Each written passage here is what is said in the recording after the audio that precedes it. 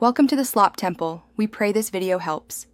You'll start in Settings, tap your name at the top to reach Apple ID where the device name lives.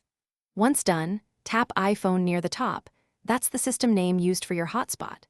You're doing this now because changing the device name automatically updates the personal hotspot name. Make sure your phone is unlocked and running a recent iOS. Small UI differences may exist, so note where iPhone sits in your version. Now edit the device name.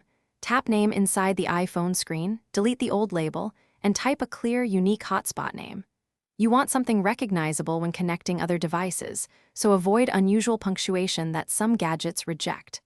Once you type it, tap Done to save. This change propagates to personal hotspot immediately because iOS uses the device name as the network SSID.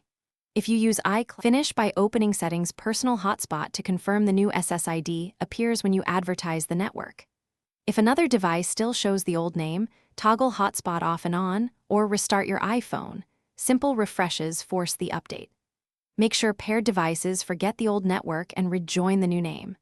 If problems persist, reset network settings, but know this clears saved Wi-Fi passwords, so use that only as a last resort.